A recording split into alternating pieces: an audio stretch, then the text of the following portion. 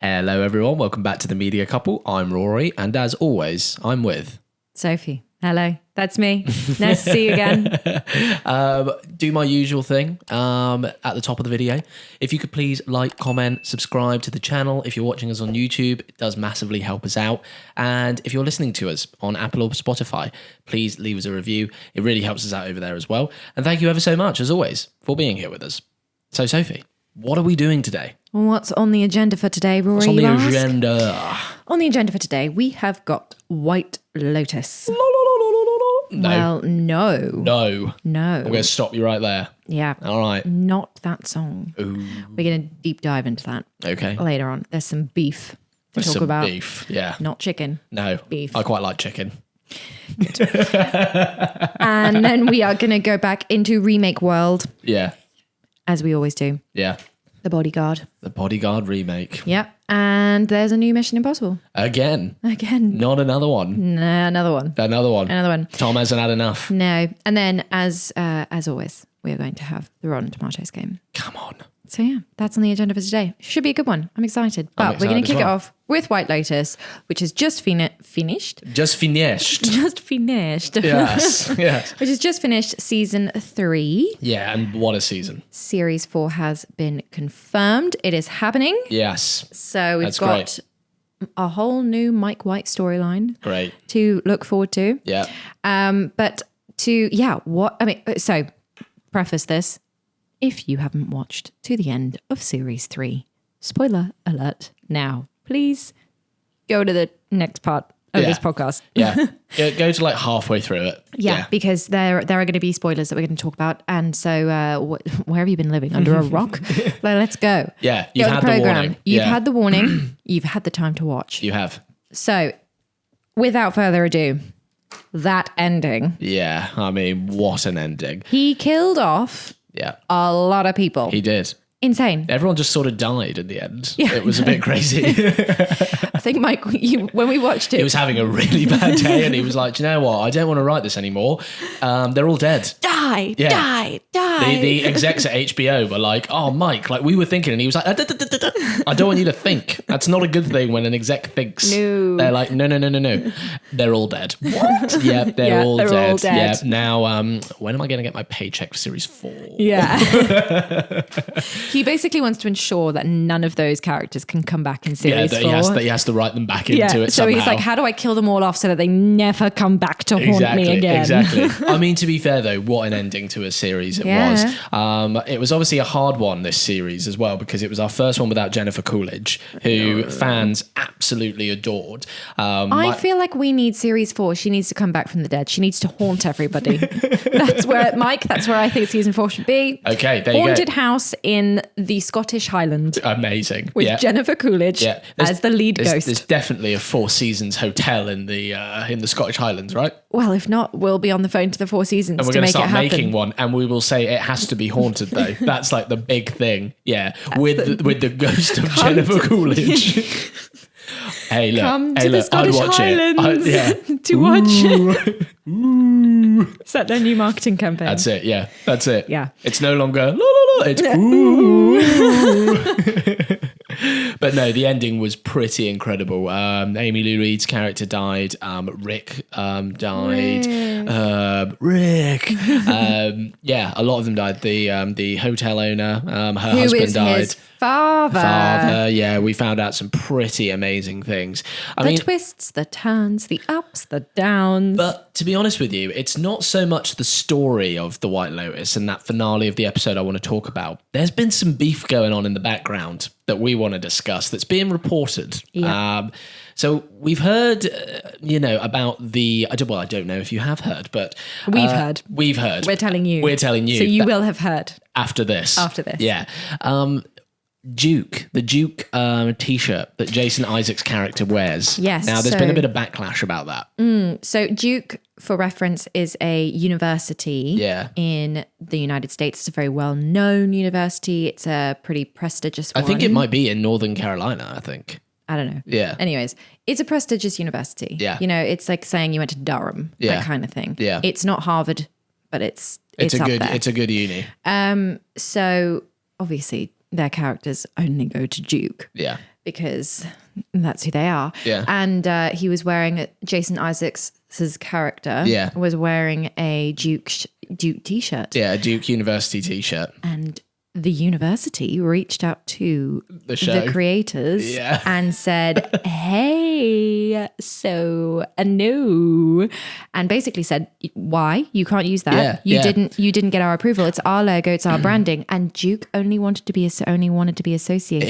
In a positive way. Exactly. Because obviously the scene we're talking about is where he's having all these crazy, suicidal, intrusive thoughts about murdering himself and his whole family because he can't see a way out of the problems that he has back at home. And Duke University were basically like, we kind of don't want to be associated with that, and you've just done it without asking us or telling us that was going to be written into the show. So they're pretty annoyed, which is really it's really interesting that they didn't clear that, because for context, you would clear that. Yes. Like you clear that on anything, right? Yeah. There is no way that you can use another brand's, and by clearing, I mean reaching out, agreeing a fee, sending them probably scripts, sending them, giving the saying, we want to use your logo, we want to use your branding. Would you allow us to use it for this character? Now, a little bit of insider information about doing that kind of stuff. Apple, for example, like you look at anything that goes online, goes on TV or that kind of thing. You have to clear everything from the Apple logo on a laptop, to using an Apple phone.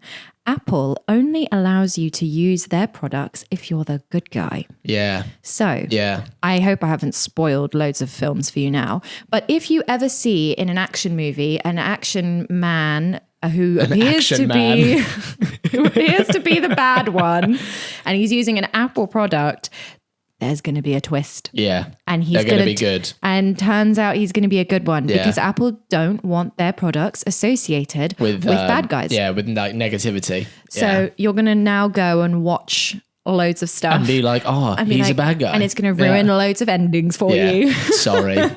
But exactly, that is pretty much the same kind of thing that should have happened and would have happened with Duke. It does surprise me that a show that clearly costs like tens of millions of dollars to produce, it's like a high production value, loads of people working on it, that they wouldn't reach out to a university when he's wearing such a big sort of branded logo across his chest. Well, they would have thought about it. I don't think they wouldn't have thought about it because it was a choice to put him in that, right? And obviously it was written into the script. I know that the mum at one point said, "No, you're going to do." Yeah, that was part of the identity of the family. So you would have identified that Duke University was a big enough part of the script that you probably would have needed to clear it with them. Yeah. So it probably was a calculated risk that they took. Yeah. It was probably a choice. When they were going through their compliance, they were looking back and they were thinking, do we contact Duke or do we not contact Duke? What's the likelihood that they're going to come back to us and say no? Because of the script, right? Because of like what it's associated with. Exactly. Yeah.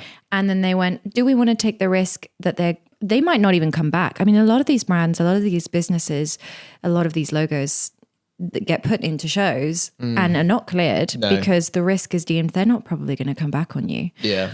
Which is not best practice. No. But it's a risk that you take in this because everywhere you look, copyright is everywhere. Yeah. So, I mean, you can copyright a building, guys. Like it's insane. Yeah. So they probably thought it's probably not too risky. Let's just go for it. What's the worst that could happen? Don't ask for permission, ask for forgiveness. Yeah. There we go. But Duke did not like. No, they didn't like it. Duke did not like. No.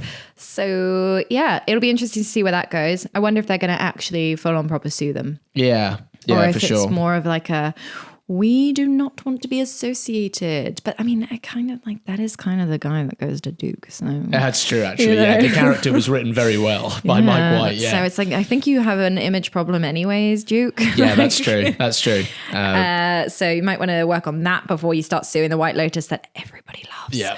Yeah. But to each their own. I'm allowed my opinion. You're allowed yours. They're allowed theirs. Absolutely. That's that. Absolutely. But yeah, that's not the only drama. The reason that I said there was some beef at the beginning when you went with the music. So what's going on there? So the composer did a whole piece in the New York Times, I think it was. Yeah, it was, yeah. where he basically said that there's been a big feud between him and Mike White. Creatively, they had some big differences. Mike White recently went on a talk show. I can't remember which one. He went on Howard Stern's talk show, and basically he was asked about it and was like, yeah, I think he's been a bit of a bleep. Which is an interesting decision to make. It's because the composer basically came out, and this is the same composer that created the la la la la la la la la. Yes. The composer actually wanted to do something really different for this series. I heard the opposite. Oh, was it? He wanted to keep the la la la la la la la in, right. and Mike White didn't want it in. Right. He wanted to change it. He wanted a new theme. Exactly. Right. Didn't Mike White want something more like clubby or something? Yeah, more Ibiza style. Yeah, more Ibiza style. Which is why we've ended up with a new song. Yeah. That's not got la la la la la la la la. Yeah.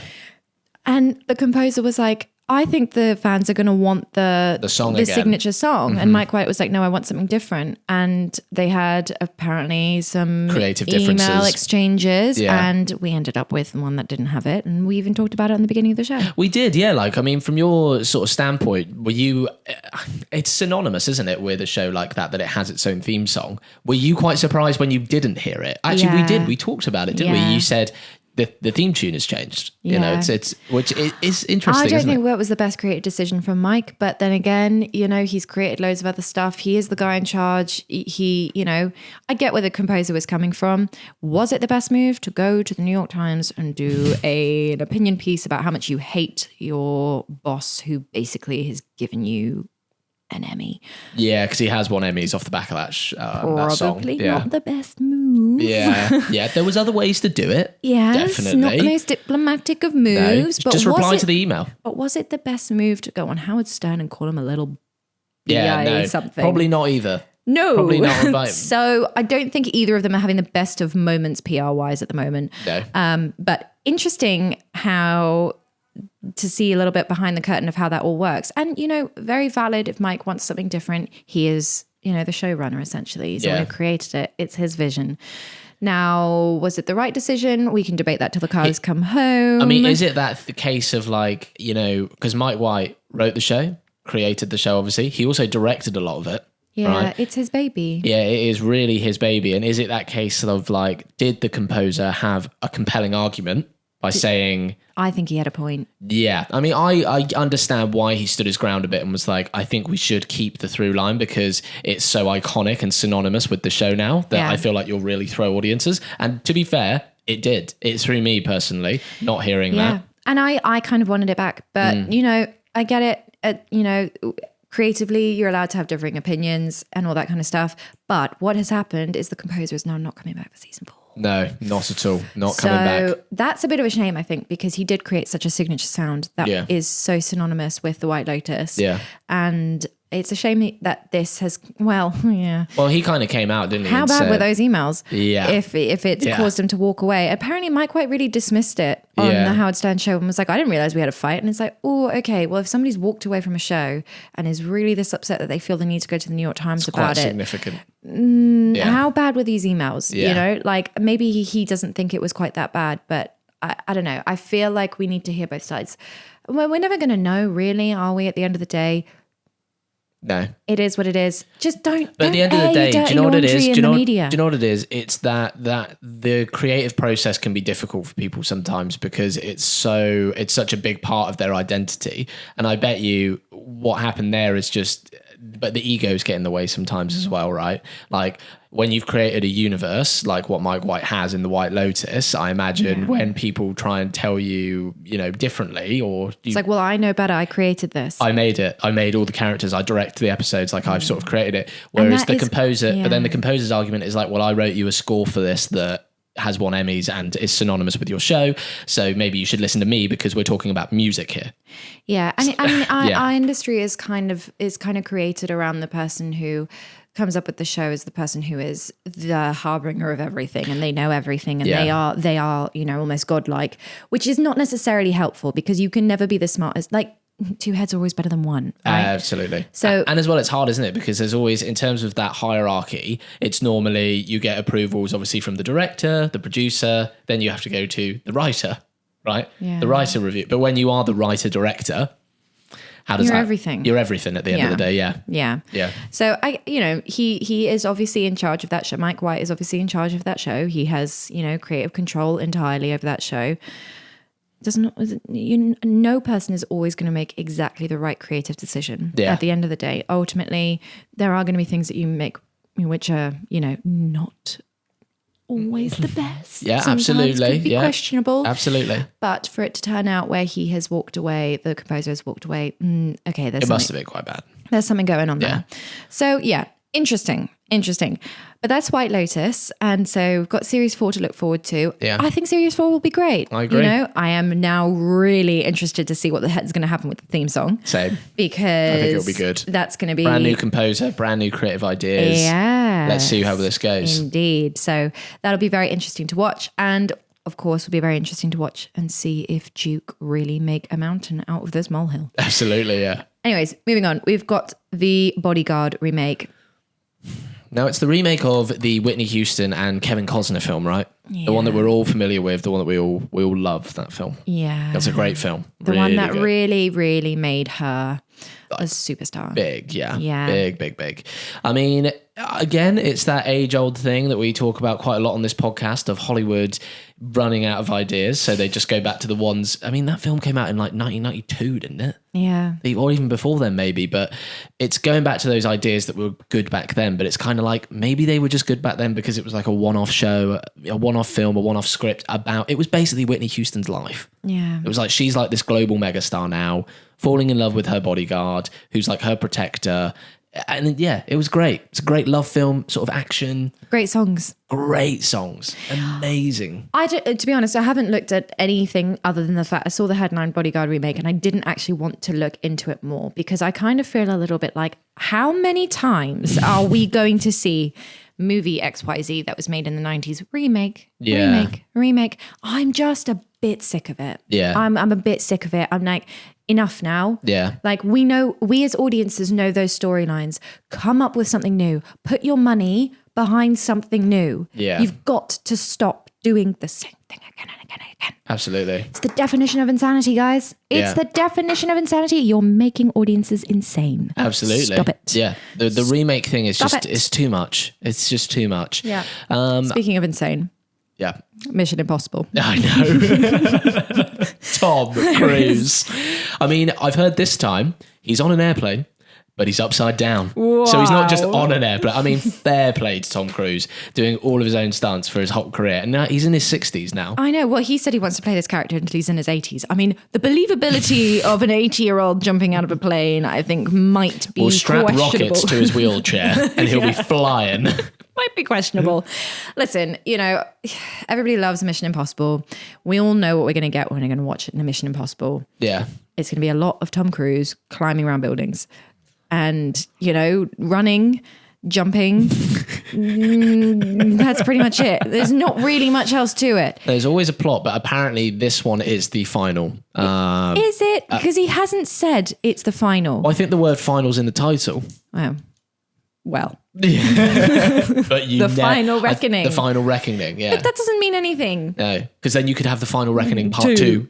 Yeah, part 3. And that I wouldn't put it past Hollywood. No, I wouldn't put it past Hollywood. I wouldn't put it past Tom. Like, he's not going to say Exactly. goodbye. If he's come out and said, I'm willing to play the character till I'm 80 years old, then we might have Mission Impossible for a long that way time. you'd have a paycheck until he's 80 years old. That's true, it's a actually. clever move That's on his true. part. But again, it's a franchise, isn't it? You know what I mean? It's synonymous Yeah. with Hollywood. And again, it's a safe bet. It's like they've already got an audience that they've had. The first Mission Impossible came out in the 94 or something like that? Or the 8, maybe. Been going for eons. It's been going for over 30 years now. Yeah. It's been going for. I mean, just how many storylines can you come up with where it feels slightly different? Because Yeah. I feel like every storyline is, he's got a bad guy, big him, big fight, Yeah. And then, It's he a bit like won. it's a bit Shocking. It's a bit like that cartoon, does a stunt. Pinky and the Brain, where he's like, "What are we doing today, Brain?" And he's like, "The same thing we do every day, Pinky. Yeah. Try to take over the world." Yeah. That's basically it. It's like, so bad guy wants to destroy the world. Great. I guess you could say that about any action franchise, though. I know. And then it's one big stunt. You think he's dead. Oh, surprise, he's not. Yeah. And the execs just love it. Yeah. They're like, Tom. I bet you Tom walks into There's the an office. audience for it, though. There is. I get it. Like, there's an audience for it. Hi, Dad. To my dad. Hello, Ian. Yeah. He loves it. Yeah. And look, I'm not knocking it. Not my cup of tea. No, fair. I actually went off the Mission Impossibles, not going to lie. I haven't watched them in a while, but maybe I need to rewatch them. But again, it's just not my thing. Is it the American version of Bond? Maybe. Yeah. Moving on to The Rotten Tomatoes game. the Rotten Tomatoes game. Come on. If you have been living under a rock for the last 3 months, let me explain the Rotten Tomatoes game to you. So, That is just your thing now. Do you know what I mean? We're talking about legacy. That's your legacy in this podcast. that's what I'll be known. It'll A lot of people will be like, oh, Sophie. It'll be on my tombstone. Under the a Rotten rock. Tomatoes No, game. you'll be under a rock somewhere that says that. A rock on top of your tombstone. Yeah. Yeah. And it will say under a rock. Yeah, Sophie lies here. How meta. Yeah. Well, yes. Anyways, the game is basically where I give a title of a film. Rory then tells me what he thinks the critic score and audience score was on Rotten Tomatoes. We discuss the film. I tell him if he's right or wrong. We move on. We move on. Pretty much it. That's it. This week, it's all themed around Tom Cruise, Yes. the shortest man in the movie making On a business. box, normally, when he has to do a scene. On a box. I actually don't know if he's the shortest man, but he is famously known to go on a box. Yes. So it's all themed around Tom Cruise this week. First one, we have Top Gun Maverick. Oh. Not the Top original. Gun. No, the remake. No, the sequel. Yeah. The remake. Top Gun. Don't say, sorry, we just talked about remakes for so long. I'm just like, they're probably making it again. Yeah. Critically, 60%. Okay. 62%. Okay. Audience, 70. Critically, 96%. Wow. Was They it that? loved Was it. it that good? I mean, audience score 99%. That is huge. I mean, Okay. I was quite surprised at how well that did because I didn't love it.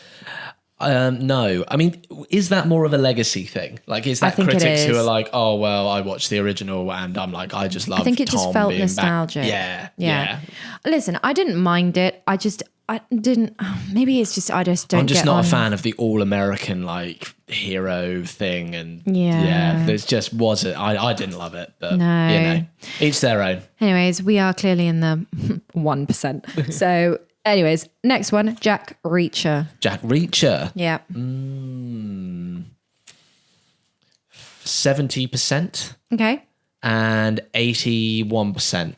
64% critics score, 67% audience score. Okay, People didn't love so Jack not like Reacher. not hate it, kind of mid. Yeah. kind of a bit. It was a better bit of a than mid film. Yeah, That's a film he's quite famous for. yeah, Jack Reacher. Yeah, So I'm surprised it did so. I thought it would have done better. I thought Top Gun would have done worse and Jack Reacher would have done better. Yeah. But I mean, listen, it's clearly working. Listen, each their own. Like, Tom just keeps on giving. Yeah. Keeps giving the people what they want. He does.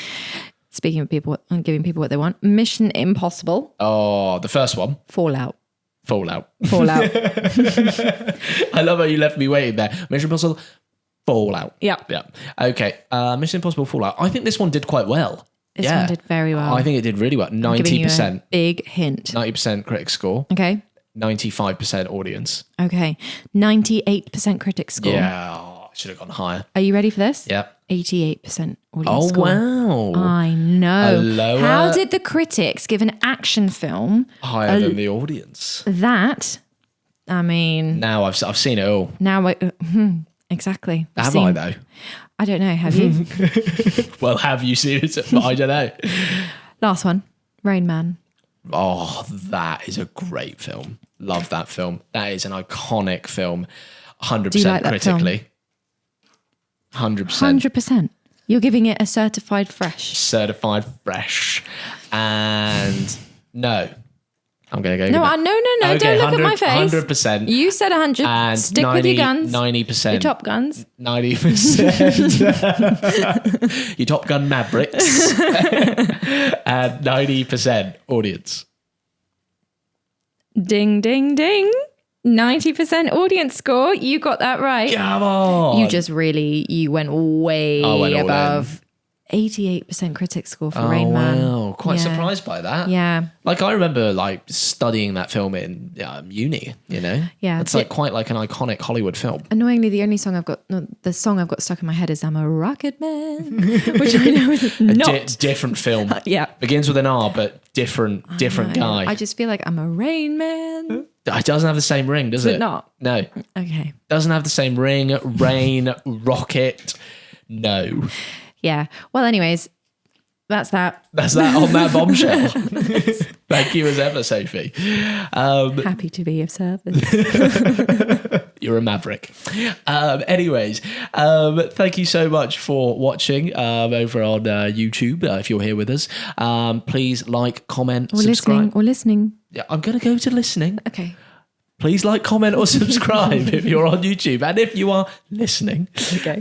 please On leave Spotify or Apple Apple. Podcasts. I'm just going to let you do this. On Apple Podcasts. Please leave us a review. It massively helps us. And thank you so much for being here. We put these out every Thursday. Don't do that. It's not Tuesday. They come. It's Thursday. Every Thursday. So stick around for next week's episode after you've watched this one. Or go back and, Or listened. Or listened. Anyways, thanks for being here. We appreciate it. And see you next week. See you on the next one, guys. Thank you. Bye. Bye.